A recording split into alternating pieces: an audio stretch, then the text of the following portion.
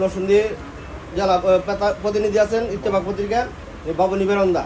এই পর্যায়ে নুরুজ্জামান পিজু ভাইকে স্বাগত বক্তব্য রাখার জন্য অনুরোধ করছি। আমার গুরু উপস্থিত, আমাদের জাতীয়তাবাদী দল বিএনপির চেয়ারপারসন তিনবারের সাবেক সফল প্রধান, আমাদের সদর প্রেসিডেন্ট সভাপতি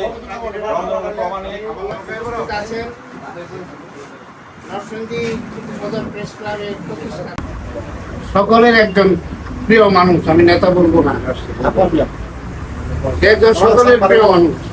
আমি সবসময় বলি, যেখানে রাজনীতি আলোচনা হয় চারজন লোকের কথা বলি, তার মধ্যে একজন হচ্ছেন ভাই, যিনি খাটেহারার থেকে পায়ে হেঁটে নরসিংদী আসে, তার ৩-৪ ঘন্টা সময় লাগে।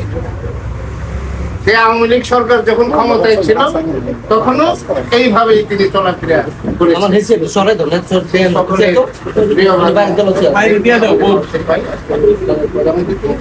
সকলের পক্ষ থেকে তাকে অভিনন্দন জানাই।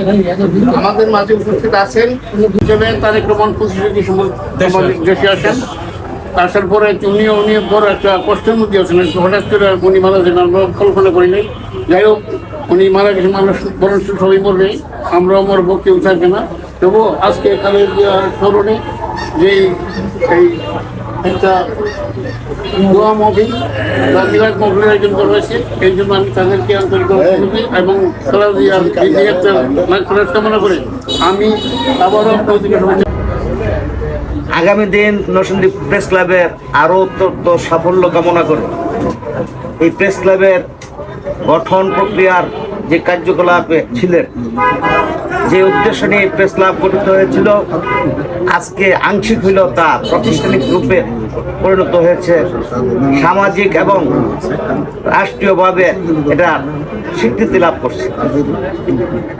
কাজে আগামীতে পূর্ণাঙ্গ রূপে নরসিংদী সদর প্রেস ক্লাব দাঁড়াবে, এই আত্মবিশ্বাস আমার মাঝে সঞ্চার হয়েছে।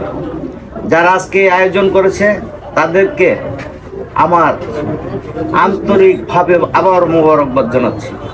তাদের ভবিষ্যতের কাজকর্মে আমার যতটুকু সহযোগিতা, বুদ্ধি, পরামর্শ আমি মৃত্যুর পূর্বক্ষণ পর্যন্ত তাদেরকে আমার এই দায়িত্বটুকু পালন করব, এই আশ্বাস ব্যক্ত করে শহীদ রাষ্ট্রপতি জিয়াউর রহমানের যোগ্য নেতার যোগ্য স্ত্রী এবং বাংলাদেশের একজন অভিজাত পরিবারের সন্তান, মজুমদার পরিবারের সন্তান, এবং উনি যে কত সহজ সরল, ওনার মাঝে সেদিন দেখিনি কোনো অহংকার অহমিকা, যে আমি প্রয়াত রাষ্ট্রপতির স্ত্রী।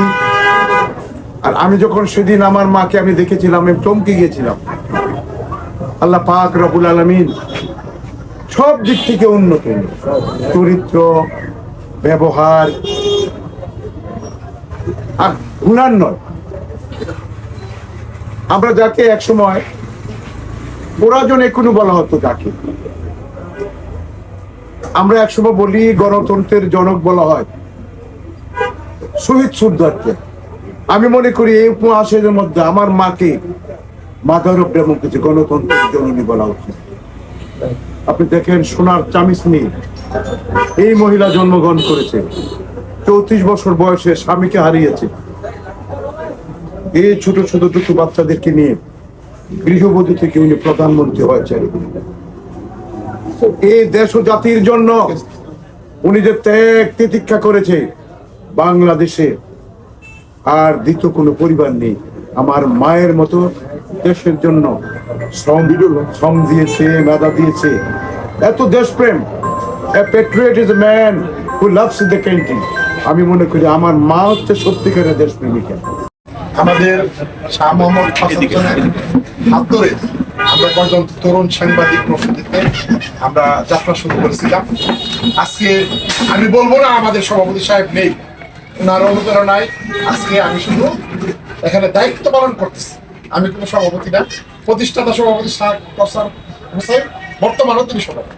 তারপরও দায়িত্ব, বয়স হয়েছে, উনি আমার পীর বাবা, উনি আমাকে আশীর্বাদ করেছেন, আমি পরে অসীম হয়েছি। সো আমরা ওনাকে আজকে সম্মান দিয়ে আমরা ওনাকে বিদায় দেবো। পাশাপাশি উনি আমরা 4টা বাইকে রেখে দিয়ে গেছি। আমি পাশাপাশি বাবুল ওনার শিষ্য, আমাদের প্রীত ওনার শিষ্য, খোকা চৌধুরী ওনার শিষ্য, আর আমাদের কামাল ডাইরেক্ট ওনার শিষ্য, আর আমার শিষ্য ছোট ভাই শরীফ।